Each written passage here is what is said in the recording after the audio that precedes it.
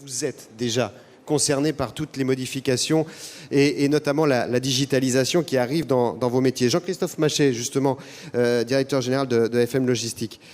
Pour vous, le digital, c'est l'outil, c'est la technologie, elle est en train de changer, je le disais, le métier, mais à tel point que vous-même, vous me disiez, vous faites intervenir maintenant des spécialistes du digital dans vos entreprises pour comprendre ce qui est en train de se passer. Parce que c'est ça la clé, c'est comprendre, ne pas voir ça que comme un risque et résister. Exactement, comme je le disais à Luc Ferry précédemment, les 10 prochaines années vont révolutionner le monde comme l'imprimerie l'a fait. C'est l'image que je donnais à Moncomex la semaine dernière. Il y a une grande vague, et nous on a pris la décision de surfer sur la vague plutôt de se la prendre sur le coin de la figure. Parce que lorsque un Uber débarque et que vous le voyez dans le rétroviseur, c'est trop tard. Il est lancé et c'est trop tard. Et donc, du haut de mes 48 ans, je pense que je suis has-been et trop âgé pour comprendre parfaitement bien ces changements. Et pour moi, il y a une troisième révolution qui est en route, c'est une révolution sociologique. C'est-à-dire qu'on acceptera des choses demain qu'on n'acceptait pas hier. Airbnb, c'était juste pas possible, c'est pas un problème de technologie, Airbnb. Sociologiquement, je pense que c'était pas possible, il y a 10 ans, que de louer sa chambre à quelqu'un qu'on ne connaissait pas, parce qu'il y a mon fils qui est parti à l'université, et donc j'ai une chambre disponible.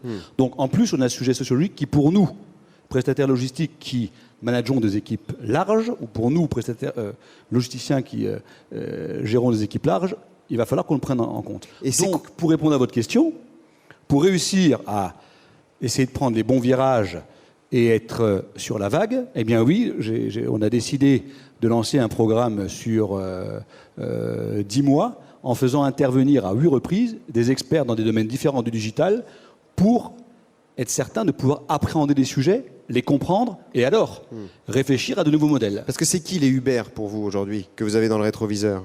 Je pense qu'on est beaucoup en train de réfléchir à c'est qui les Uber. Donc nous, très clairement, on est en train de travailler sur 2 sujets. On a décidé de les traiter quasiment dans des incubateurs pour ne pas que les bonnes idées soient détruites par l'organisation en place. C'est un sujet. Ces bonnes pousses, ces idées nouvelles, il faut leur laisser un terrain de jeu pour pouvoir s'exprimer. On le voit bien aujourd'hui. Parce que les modèles établis, qu'est-ce qu'ils font ? Ils n'acceptent pas d'être remis en cause. Donc on est en train de réfléchir à... Certains d'entre vous, vous savez qu'on a été précurseurs dans le développement du pooling. Le développement du pooling, c'est quoi ? C'est utiliser les zones de non-valeur ajoutée. Bon, on a mis ça en place dans les années 2000, 2002-2003, ça se développe. Et c'est quoi aujourd'hui Uber, Hop, et c'est quoi aujourd'hui Airbnb ? C'est utiliser les zones de non-valeur. Parce que ça, c'est du gaspillage et il faut qu'on le chasse. Et en logistique, il y a encore 35% des capacités des véhicules qui sillonnent l'Europe qui ne sont pas utilisées. Pour donner que ce chiffre, 35%. Donc nous, acteurs de la supply chain, eh bien, on a forcément des enjeux par rapport à cela. Nous sommes dans une économie qui mobilise beaucoup de coûts fixes. Eh bien, il va falloir qu'on réfléchisse à rendre ces coûts fixes un peu différents et un peu plus variables. Oui. Alors je vais me tourner vers Nicolas Bouvet, puisque... alors, prenez un micro, parce qu'ils sont un petit peu loin. Voilà. Puisque vous êtes donc consultant pour Accenture, et justement, votre travail, et c'est ce que vous me disiez quand on préparait cet entretien, c'est de finalement faire appel à des prévisionnistes, à des nouveaux métiers pour anticiper ce changement, pour l'appréhender et le préparer. C'est-à-dire que maintenant, les nouveaux métiers, y compris pour la supply chain, ça va être du polytechnicien ou du centralien qui gère des algorithmes. Oui, tout à fait. On a évoqué là quelques-unes des évolutions. Enfin, ça se retrouve dans les grands chiffres. Le nombre de cadres dans les entreprises de supply chain a progressé de 5 points sur juste les dernières années. Et parmi les grandes évolutions que l'on peut observer, il y en a une, peut-être qu'on y viendra après, sur l'automatisation, et une autre sur les éléments de prévision de planification. Oui. Et donc là, l'enjeu clair pour l'ensemble des entreprises, c'est bien d'être très fin dans la mise à disposition du produit dans les magasins. Donc pour faire ça, on a besoin de prévision. Et effectivement, ça demande des compétences qui sont souvent nouvelles dans les entreprises. Donc ce sont les data scientists qu'évoquait Monsieur Ferry. Et effectivement, c'est aujourd'hui une tendance de fond pour la supply chain. Et Laurent Sabatucci, vous êtes... alors vous avez le micro, j'allais vous dire, très bien. Président fondateur d'Eole. En quelques années, finalement, en 15 ans, on a vu notamment les entrepôts, et vous êtes bien placé puisque vous êtes au cœur de l'aménagement de ces entrepôts, grossir de façon incroyable. Aujourd'hui, vous me disiez 30% du marché sont des locaux de plus de 50 000 m², donc ça pose évidemment des problèmes, des questions, et ça doit permettre de trouver des nouveaux métiers et des nouvelles réponses aussi dans la supply chain, par définition. Effectivement, alors oui, pour un chiffre, en fait, 40% en Ile-de-France des opérations font plus de 40 000 mètres, c'était 20% en 2010. Donc en fait, si on veut parler de l'évolution du métier du supply chain manager, c'est vrai que ça doit être presque un bâtisseur aujourd'hui, parce que faire une opération de 50, 60 000, 100 000 mètres carrés, la maîtriser de A à Z, être en relation avec des collectivités, gérer les problématiques environnementales, sont plein de champs d'activité nouveaux pour ces supply chain managers qu'ils n'avaient pas à gérer il y a quelques années. Mais juste pour rebondir sur, je crois qu'une des clés aussi de réponse à l'ubérisation, c'est quand même l'innovation, parce que si les taxis, par exemple, avaient innové, et on le voit bien avec le rattrapage, le rétropédalage des applications G7 et compagnie, si les taxis avaient innové comme le font les prestataires aujourd'hui, ou comme, je pense que c'est la réponse. Et il me semble qu'en logistique, le point clé, c'est le flux physique. Tant qu'il y aura du flux physique, et là c'est la question des imprimantes 3D, mais tant qu'il y aura du flux physique, il y a quand même beaucoup d'innovation dans nos métiers, même si il y a quand même beaucoup d'innovation sur les bâtiments, c'est vrai, sur les normes, sur le bien-être des gens à l'intérieur des bâtiments. Donc je pense qu'il y a quand même pas mal de barrières. Il y a des niches et des métiers à inventer. Il y a par exemple en ce moment un label sur la biodiversité dans les bâtiments. C'est des choses qui concourent à mettre des barrières à l'entrée à ce type de phénomène un peu déstructurant qu'est la ubérisation. Alors ça c'est vrai, Jean-Christophe Machet, d'ailleurs, il y a une dimension environnementale qui est en train d'être prise en compte avec ces nouveaux monstres que sont les entrepôts logistiques et les problématiques de livraison en centre-ville, évidemment, parce que le e-commerce se développe à un rythme effréné. On parlait tout à l'heure de ces révolutionnaires, on pourrait dire si Tati avait évolué, sans doute qu'aujourd'hui, le magasin ne serait pas là où il en est. Or, celui qui a révolutionné ce secteur, c'est l'ancien fournisseur de Tati, c'est celui qui a créé venteprivée.com. Donc on voit bien qu'il y a des choses, le monde évolue, mais pas avec les mêmes personnes. Et là, dans l'environnement, vous êtes en train de tester justement des solutions pour à la fois grossir, se développer, tout en préservant l'air, le bruit, l'environnement des habitants des grands centres-villes. Vous avez des expériences là-dessus? Effectivement, je pense que mettre des barrières à des flux naturels, ça ne va jamais très loin et la nature reprend son droit. Donc, le e-commerce se développant, il va y avoir de plus en plus de la population vieillissant. Le fait qu'il y ait de plus en plus d'urbains dans les villes fait qu'il va y avoir de plus en plus de flux entrants. Or, il faut qu'ils s'organisent. Je crois que tous ensemble, on a participé à faire croire une idée qui est fausse, c'est d'imaginer que le dernier kilomètre, que le dernier mètre, que le dernier escalier, il coûte rien en e-commerce. C'est gratuit. Et d'imaginer le frais de port gratuit. Que c'est gratuit. Bon, ça c'est une pure folie économique et écologique. Donc, à Rome, vivant une contrainte qui avait été mise en place par le politique, de dire je ne veux plus que dans le Rome historique, il y ait de moteurs thermiques en dehors de 10h et 11h. Donc ça veut dire que c'est une vraie contrainte. Eh bien, la ville de Rome a poussé les acteurs que nous sommes à réfléchir, à se réinventer et à mettre des hubs à proximité de la ville de Rome et après livrer la ville de Rome avec des véhicules hybrides, c'est-à-dire on rentre à l'intérieur avec des véhicules propres électriques. Et il va falloir que, non seulement en mettant en place des dispositifs comme ceux-ci, on travaille avec 4 autres villes, 4 autres capitales au niveau européen, mais je pense qu'il va falloir que les professionnels que nous sommes, on arrive d'une manière ou d'une autre à faire comprendre aux consommateurs que se faire livrer chez lui, tous autant que nous sommes, c'est bien sympathique, mais c'est juste pas possible et c'est pas supportable par le dispositif. Donc, il va falloir trouver en amont de chaque consommateur que nous sommes des points de regroupement. Ouais, et Nicolas Bouvet, c'est vrai que ça va très très vite et les solutions, elles s'inventent presque sous nos yeux parce que là, la réponse à celui qui ne veut pas payer ses frais de port, et là pour le coup, la supply chain est au cœur du dispositif, c'est le drive. Il s'ouvre un drive par semaine en ce moment, 2500 drives en 10 ans, et la solution, c'est de dire, puisque l'on ne veut pas payer le dernier kilomètre, ce qu'on évoquait là, eh ben, on va faire venir jusqu'à l'entrepôt le client final. Et ça, il faut pouvoir répondre aussi, parce que ça crée des nouveaux impératifs. Oui, tout à fait. La digitalisation, elle s'est traduite d'abord pour le non-alimentaire là, par des mixités des parcours des clients. Et puis, plus récemment, et la France est pionnier là-dessus, pour l'alimentaire, ce développement des drives en 5 ans, passer de 0 à 2500, c'est près de 4% des parts de marché et c'est toute la compétition qui se déroule là-dessus.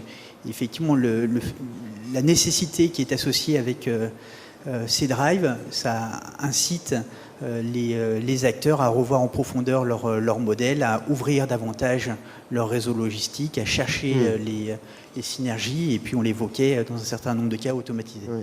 Automatiser, effectivement, parce que la robotisation est allée évidemment très très loin pour pouvoir à la fois alléger le travail purement physique qui serait impossible à absorber avec le e-commerce aujourd'hui. Laurent Sabatucci, ça crée aussi donc des nouveaux métiers, du travail de nuit, des nouveaux rythmes de travail, notamment parce que pour répondre toujours à cette livraison du client final, les showrooms, comme on les appelait, les magasins de ville, sont en train de devenir des entrepôts, ou les entrepôts sont en train de devenir des magasins de ville. C'est un peu confus, mais c'est ça l'évolution aussi. Oui, tout à fait. Dans l'esprit de pouvoir livrer les centres-villes, c'est vrai que les magasins deviennent des bases avancées de logistique. Oui. Et ça suppose des évolutions managériales dans ces magasins, qui sont plus simplement des lieux de vente, mais aussi des lieux de préparation de commandes, de distribution. Donc ça change le métier des gens qui y travaillent. Et on sait y répondre, ça ? C'est-à-dire qu'on fait des diagnostics ce soir, mais est-ce qu'on a les solutions derrière ? Déjà ? Moi, je suis un observateur, mais je vois que nos clients mettent en place des solutions. Je pense à l'exemple de Boulanger, qui vous permet de commander le soir et d'être livré le matin à Paris.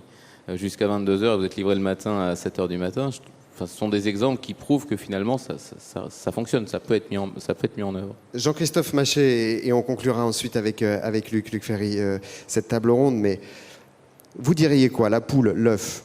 C'est le digital, les nouveaux services qui imposent de s'adapter, ou on arrive en s'adaptant, à créer des nouveaux envies et des nouveaux marchés ? Vous voyez ce que je veux dire ? Il me semble que c'est le digital qui, par la puissance technologique, qui, par la capacité d'être en réseau, crée déjà des communautés. Parce qu'en fait, on est en train de déstructurer tous les silos et les verticalités qui étaient mises par secteur, par marché et autres. Et donc, il y a des communautés qui se mettent en place par centre d'intérêt, qui hier ne pouvaient pas se parler, et qui aujourd'hui, grâce au digital, grâce à ce formidable outil que vous nous avez montré tout à l'heure, eh bien, on est capable de se trouver, parce que derrière, il y a Big Data qui regroupe toutes les données, qui permet d'être trié dans tous les sens. Donc pour moi, c'est le digital qui fait tomber des barrières, qui fait tomber des frontières, et donc derrière, on va devoir réinventer des économies. Et en même temps, je trouve, c'est ça qui est important, c'est que la sociologie bouge et rend des choses possibles qui n'étaient pas il y a quelque temps. Donc c'est vrai que ça va remuer, et en l'occurrence chez nous, chez FM, on a considéré qu'il fallait qu'on se fasse challenger par soit des experts du domaine, soit par des jeunes, pour qu'on puisse avoir un regard juste sur ce qui est en train de se passer. Luc Ferry, ce qui est assez incroyable, moi, en vous écoutant tous les quatre là, c'est que j'ai l'impression qu'on voit un puzzle se mettre en place. C'est-à-dire qu'on a vu au cours de ces dernières années plusieurs inventions majeures, on les a évoquées, on a parlé des véhicules hybrides électriques, de la mobilité, du digital, mais peut-être que pendant longtemps on n'a pas vu comment tout ça se structurait et qu'on est en train de voir un monde se constituer. Oui, l'idée est cruciale, c'est l'idée de convergence. En vérité, les 6 révolutions technologiques convergent entre elles, Et par ailleurs, la nouvelle économie collaborative est rendue possible par ces révolutions technologiques. Donc tout est lié, et c'est vrai que c'est un nouveau monde qui apparaît. Je suis d'accord avec ce que vous disiez, la sociologie, peut-être même l'anthropologie change, les façons de penser changent, évidemment, mais c'est d'abord et avant tout ces révolutions technologiques qui ont permis d'y arriver. Alors, il y a deux questions majeures. Est-ce qu'on va vers un monde orwellien multiplié par 1000 qui sera une véritable horreur avec le transhumanisme et une modification de l'humanité, ou au contraire une modification de l'humanité qui sera très problématique parce qu'on ne pourra pas revenir en arrière, ou au contraire est-ce qu'on va vers la fin du cancer, vers un homme augmenté au sens où il aura des thérapies géniques dans l'embryon qui lui permettront d'éviter l'Alzheimer, la Corée de Huntington et toutes ces saloperies qu'on peut en effet aujourd'hui éviter. La thérapie génique le permet déjà. Et donc, il y aura des scénarios bioconservateurs ou bioprogressistes. Il y aura des scénarios sur l'économie collaborative où des gens comme Rifkin diront c'est absolument génial parce que c'est en effet une nouvelle sociologie du partage. C'est la fin du capitalisme, la fin de la propriété privée au profit du care et de la gentillesse et du partage entre les humains et d'une société magnifique, ce que je ne crois pas du tout. Je pense que les patrons d'Airbnb, de Blablacar ou de venteprivée.com sont des super capitalistes qui n'ont qu'une envie, c'est de gagner du pognon.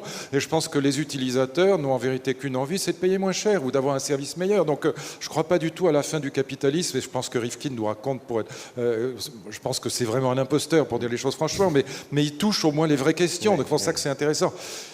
Et je termine avec ça. J'étais l'autre jour avec le patron de Google, que je pense certains d'entre vous connaissent, le patron de Google France, qui est un jeune Américain sympathique, enfin jeune par rapport à moi. Il doit avoir une quarantaine d'années et il s'appelle Nick Leader, ce qui lui va très bien. Et il me disait une chose que je trouve extrêmement profonde et qui mérite vraiment réflexion.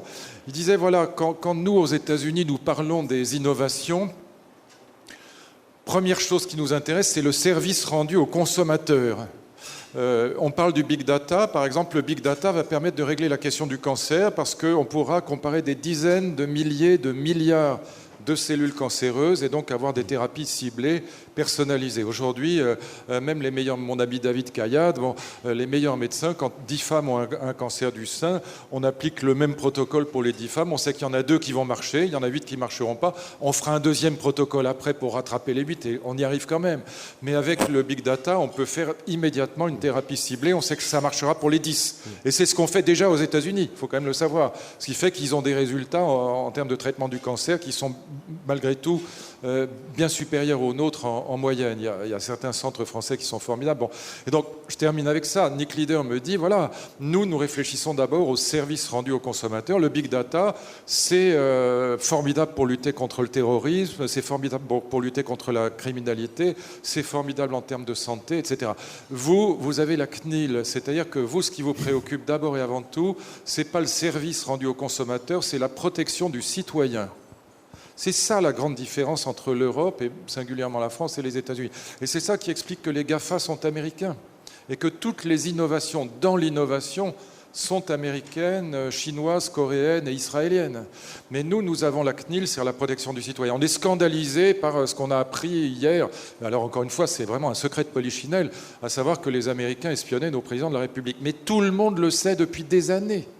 Bon, et donc c'est une blague cette histoire. Et encore une fois, on en fait exactement autant, mais juste à petite échelle.